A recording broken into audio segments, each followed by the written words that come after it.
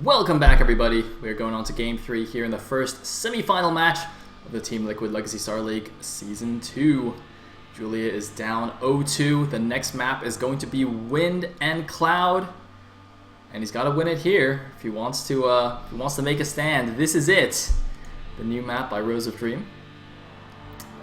New-ish, I guess. I don't know if this still counts as a new map, actually. It's been around for a few months now. But we'll call it new. It's new for the TLS, at least. So, yeah, this is, man, I mean, you know, in game number 1, it was mirror builds. Julia did some great run bys, just couldn't kill any drones. And in that last game, again, you know, he was so close to killing the hatchery. I mean, I wonder if he had killed that hatchery with the first or second time he got really close, you know, so before Sziky could start mining there, would it have made a difference? I'm not really sure. I think the bigger problem, though, was when he went in for that first Muta attack and just, like, didn't micro at all. That was a little bit weird. I don't even know why he didn't bother, because obviously Sziky's going to make some defensive Scourge, so...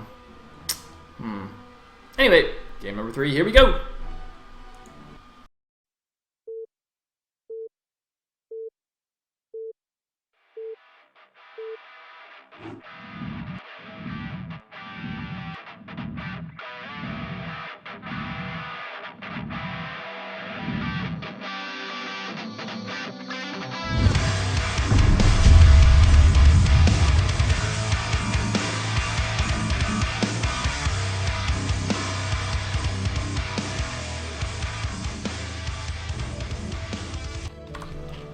Alright, game number 3. At the top right as the yellow Zerg, we do have Julia. At the bottom left as the teal Zerg, we have Sziky, the defending champion of TLS, and one game away from reaching a second finals in a row. Although I guess that sort of makes sense since this is only Season 2 of TLS. Can Julia make a stand here? Can he at least take a game, you know, and not get 3-0'd? It's funny because both of these players actually 3-0'd their round of 8 matches. So Sziky 3-0'd Eon Zerg, and then Julia 3-0'd Skyline, quite unexpectedly actually. In fact, both of those results were quite unexpected. Eon Zerg had been performing very well recently, so I thought he would take at least a couple of games. But no, they were very quick and dirty, and Sziky looks like he is still on fire here. But let us see what happens. So obviously we're cross map again. On a 4-player map, and it looks like neither player is actually in a 9-pool this time. I think Sziky's 9-pooled both games previously, so it looks like he's going to mix it up a little bit. And what is Julia going to do? Alright, it's like no overpool, so it's going to be 12-something, it seems, from both players. Alright, drones being made. Drones being made. It's going to be a 12-pool. So 12-pool would be the kind of safe economic opening, and it looks like, yeah, indeed, we are going to see a 12-pool opening from both players here. So, of course, you can 12 hatch, but if you do and your opponent 9 pools, you are effectively dead, barring some kind of miracle. Although, given Sziky's micro, I wouldn't put it past him to survive 12 hatch against 9 pool. But no, both players are just going to go for the 12 pool, presumably into an expansion as well. I think Wind and Cloud is pretty good for that. It's a nice big open map. And one important thing also is that both players scouted vertically and didn't see their opponents in vertical positions. So they know they're not in vertical spawns, which might make the fast expansion a little bit more tricky. Because of course, if you're in vertical positions, the air distance between naturals is really, really short. So you have to be kind of wary of that in CVC. But in these spawn positions, it's obviously not a problem. So both players, as we can see, going for the expansion. In fact, identical timing. So let's click the hatchery. Look at the progress bar. Ooh, looks like is it Sziky? No, that's Julia. Julia is like a touch ahead. Let's have a look. It's like 5 HP in front or something. Almost nothing. So in the meantime, we have Zergling speed as well from both players. So mirror builds again, just like in game 1. And I do like that. I don't like any kind of silly build order counters because that's just no fun, is it? We want it to come down to pure skill. So we have 1 Zergling Scout for Julia compared to 2 Zergling Scouts of Sziky. But it doesn't matter, really, because the cross-map scout is all that matters. So this Zergling's going to see what's going on.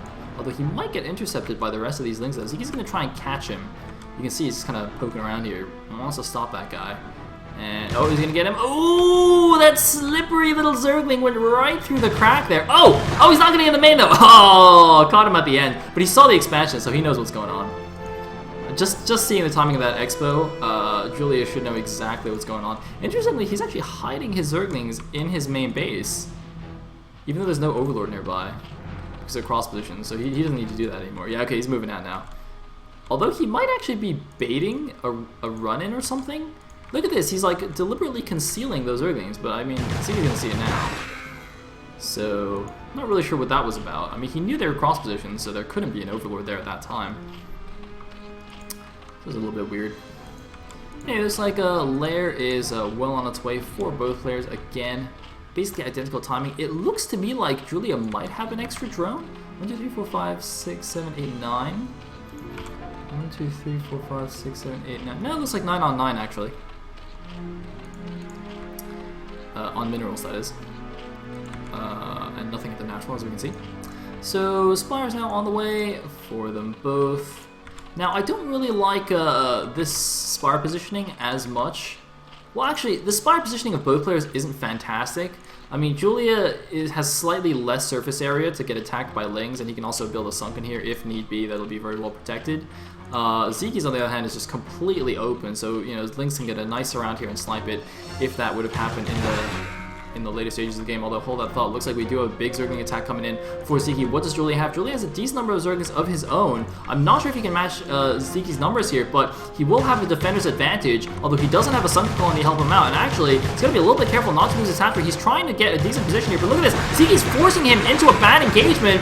It looks like Julia might be okay, but oh my god, Sziky, though, has overwhelming Zergling numbers. He just baited Julia out by attacking the hatchery. The drone's coming out to help as well, but Julia looks like he's in quite a bit of trouble, and Sziky takes the engagement with 8 Zerglings to spare. GG from Julia, and Sziky takes it down 3-0 and moves on to a finals yet again.